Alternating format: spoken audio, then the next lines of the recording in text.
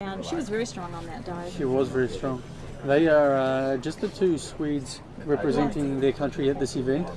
Traditionally, we see large teams of the Swedish coming, but I guess having to make the trip across the Atlantic, a few of them were able to make it.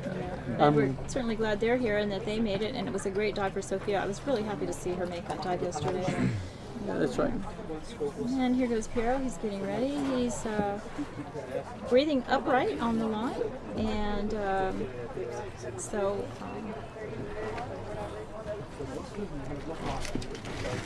preparing.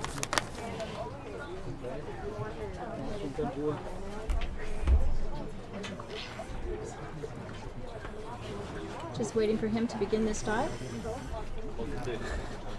I'm not sure if he's the current world record holder or if it's somebody else for Sweden. I don't know. The current national record holder? Yeah, for Sweden. Yeah, is he? I don't know. I don't know myself either. Yeah, I'm trying to think of who else it could be.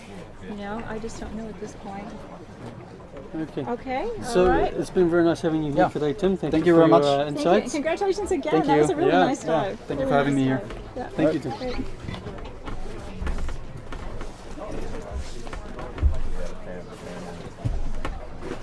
So we're just waiting for Piero here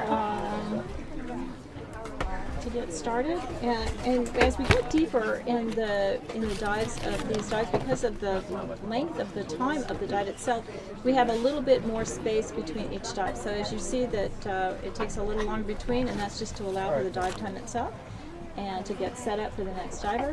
And so that's why we're not on any kind of delay. We're exactly on time, but his dive time is starting at 1 minute from now. So he's just getting ready, and he's been having a good competition. He has, and he was actually the winner of the Caribbean Cup. He was, yes. So despite not being the deepest diver in the competition, he played it very solidly, got 3 white cards, and with some of the deeper divers failing their dives, he ended up in the first place. He snuck in there, you know, and sometimes being conservative and getting a white card can make the difference, especially in these big competitions where nerves really come into play.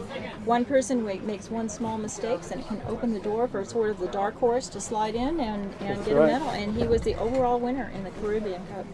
And again, so this is about being honest with yourself, what you can achieve on the day.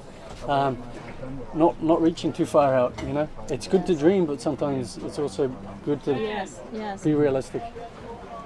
Final 10 seconds now. 5, 4, 3, 2, 1. So we've got a nice view of Piero coming from the platform. And he's off. He is underway. So let's have a look at his technique. Carla, what do you think? Well, let's see here. He's pulling hard, of course, to get going, and he's trying to get himself situated on the line where he wants to be. And let's see how he settles in here. His timing looks pretty good. That's one of the things that's difficult. I know you've probably seen it in your students, Johnny. Getting the timing correctly in breaststroke can be quite hard for those who are not swimmers. When you start that kick, if you start it at the wrong time, you're actually going to move backwards. Yeah, that's right. And it's one thing that I advise my students to do is pool training, to learn how to breaststroke first. If you don't know how to breaststroke, this is extremely difficult. So you can just train this in the pool, work your kick on a kickboard till you know how to do that kick, and do a lot of lengths of just kicking. So you're really breaking down the stroke into its subcomponents. Yes, and in this particular circling around the rope now, a little bit far away from the line. You can see it's dragging on the lanyard. I'm wondering if what Timmy was saying about the current is coming to effect now. Maybe people are being pulled off via the current. There is a chance. And he's coming back to the line now, trying to direct himself a little bit using one hand, as you see there.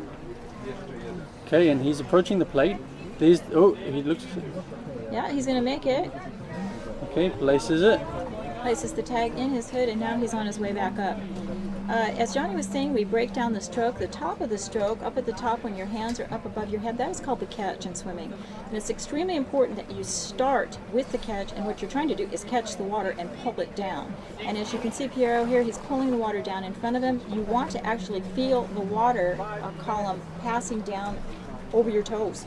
And that way you know you have a nice straight line and you're taking advantage of using that water to propel yourself. Yeah, you can see a little bit of an asymmetrical kick. Yeah, his kicks off. It's a little bit of a scissor kick. Like I said, for those of you, this is practice in the pool with a kickboard. This is how you learn this. And the further you get into the dive, the more fatigued you get, the more pronounced this can become. Yes, yes. Yeah, and you can tell, see, he's not getting much propulsion out of that kick. And Yeah, you can see the stroke is perhaps the reach, the pull is getting a little bit shorter. And he's pulling in front of himself, and he's not getting his hands up. He's kind of doing, which will make it hard to go straight.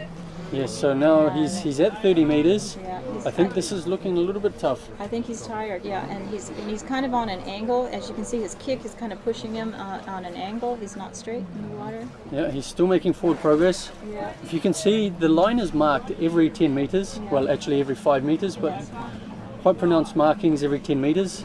You can still see he's making And forward he's looking progress. for the surface. Yeah, he's feeling tired at this point, and he's not getting much out of this stroke right now. So let's hope he can get himself a bit further. He's just got 10 meters to go. He's almost into the glide phase. Come on, Piero.